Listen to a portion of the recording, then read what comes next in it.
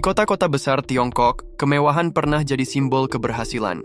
Mobil sport berseliweran, restoran bintang 5 penuh antrean, dan media sosial dipenuhi orang-orang yang hidup seperti bangsawan digital.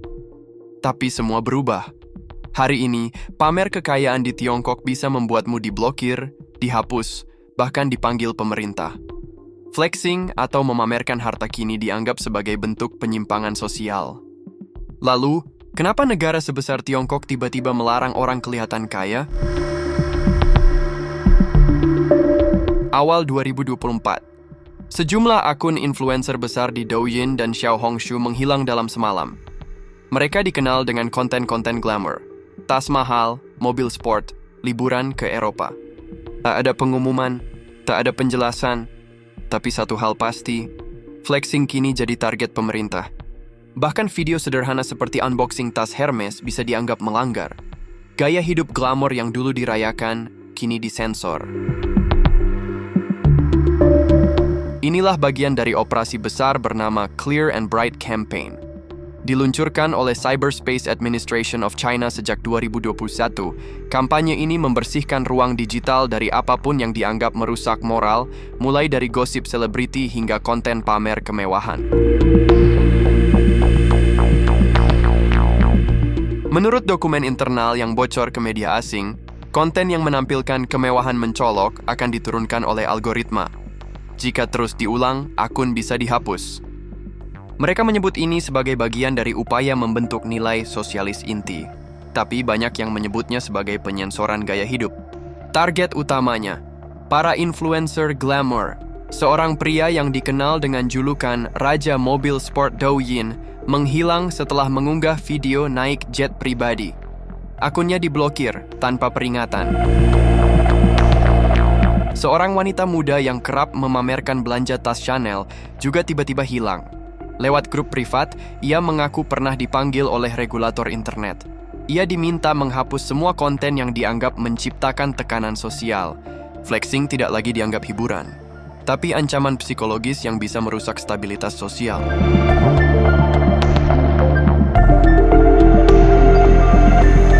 Ketimpangan sosial di Tiongkok makin nyata. Di kota-kota besar, orang-orang muda hidup dengan gaya hidup global. Tapi di kota kecil, jutaan anak muda hidup dengan gaji rendah, tanpa prospek membeli rumah. Riset menunjukkan, 70% anak muda di luar kota besar merasa tertinggal karena melihat konten pamer kekayaan setiap hari. Itu bukan sekadar iri, tapi frustrasi sosial yang bisa meledak kapan saja.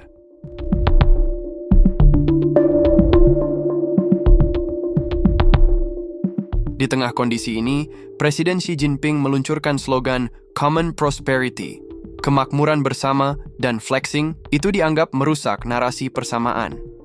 Yang membuat larangan ini rumit adalah sifatnya yang diam-diam.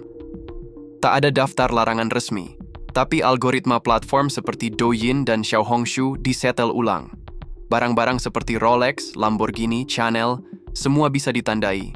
Sudut kamera khas showroom pun bisa memicu sensor. Video terlihat aman, tapi jangkauannya drop, lalu perlahan menghilang dari lini masa. Itulah kekuatan algoritma yang dikendalikan negara.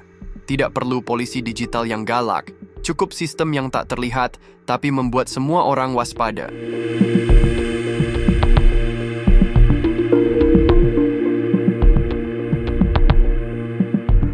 Sebagian kreator menyerah. Mereka rebranding jadi konten inspiratif sederhana. Ada yang mulai bikin vlog tanam cabai di balkon, memasak di dapur sempit, atau bercerita soal perjuangan dari nol.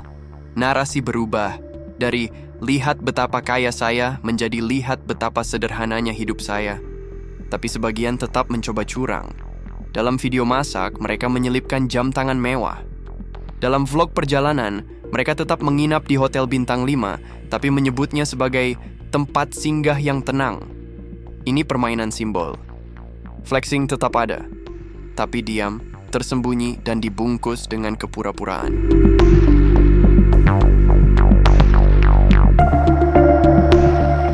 Di Tiongkok hari ini, menjadi kaya bukanlah masalah, tapi terlihat kaya, itulah yang dilarang. Pemerintah ingin dunia maya yang tenang, bersih, dan tidak membuat orang iri. Tapi harga dari ketenangan itu adalah hilangnya ekspresi, tekanan diam-diam, dan ketakutan akan algoritma yang tak bisa dijelaskan.